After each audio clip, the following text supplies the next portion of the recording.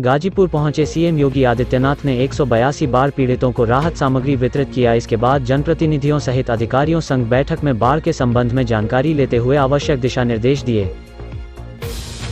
इसके बाद योगी आदित्यनाथ बाढ़ का सर्वेक्षण करते हुए हेलीकॉप्टर के द्वारा बलिया के लिए प्रस्थान कर गए।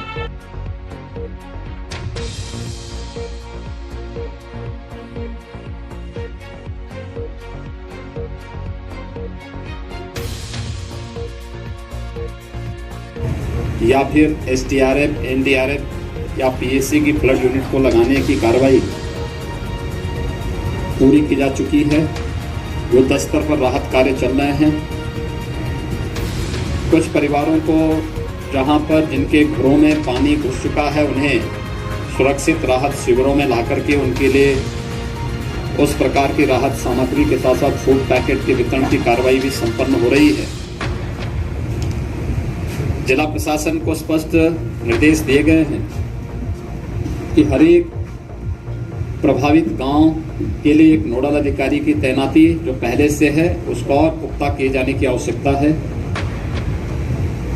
राहत सामग्री पर्याप्त मात्रा में वितरित किए जाने की आवश्यकता है और समय पर किए जाने की आवश्यकता है। इसके अलावा इस बात को ध्यान में रखने की आवश्यकता है कि नदी रात्रि से स्थिर है और अब धीरे धीरे करके पानी घटता हुआ दिखाई दे रहा है। इस समय सतर्कता बरतने की आवश्यकता है।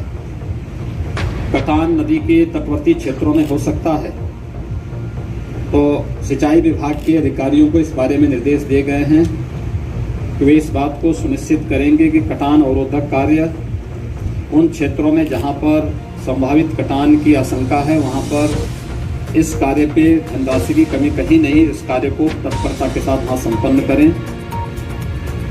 जनप्रतिनिधि राहत कार्यों के साथ बढ़ चढ़ करके भाग ले रहे हैं। सुरक्षित माहौल में वे उन सभी पीड़ित परिवारों से मिलें, बिना भेदभाव के सबको राहत सामग्री का वितरण करें। पुलिस विभाग से निरंतर पेट्रोलिंग करने, राहत शिविरों में रहने वाली महिलाओं और बालिकाओं की सुरक्षा के लिए महिला आरक्षियों की तैनाती करने, स्वास्थ्य विभाग और पशुपालन विभाग को भी इन सब कार्यों के साथ जुड़ने के लिए कहा गया है और वे सभी युद्ध स्तर पर स्वास्थ्य विभाग से न केवल मेडिकल की टीम हर प्रभावित गांवों में और शिविरों में तैनात करने के लिए निर्देश दिए गए हैं, बल्कि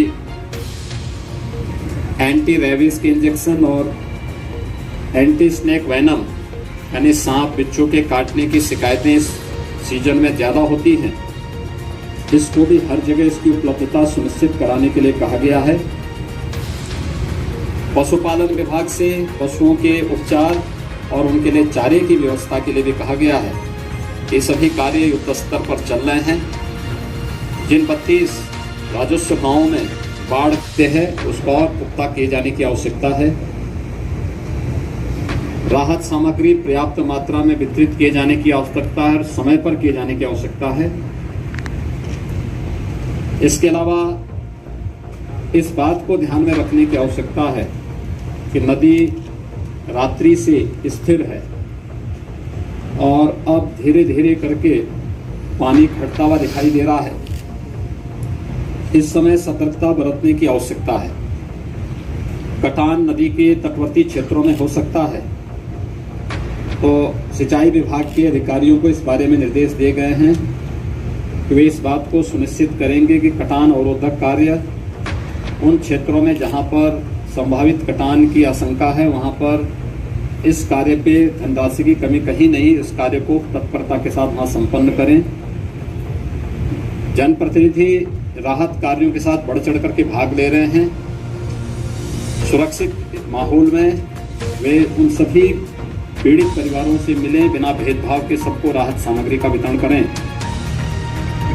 पुलिस विभाग से निरंतर पेट्रोलिंग करने, राहत शिविरों में रहने वाली महिलाओं और बालिकाओं की सुरक्षा के लिए महिला आरक्षियों की तैनाती करने, स्वास्थ्य विभाग और पशुपालन विभाग को भी इन सब कार्यों के साथ जुड़ने के लिए कहा गया है और वे सभी युद्ध स्तर पर स्वास्थ्य विभाग से न केवल मेडिकल की टीम हर प्रभावित गांवों में और शिविरों में तैनात करने के लिए निर्देश दिए गए हैं, बल्कि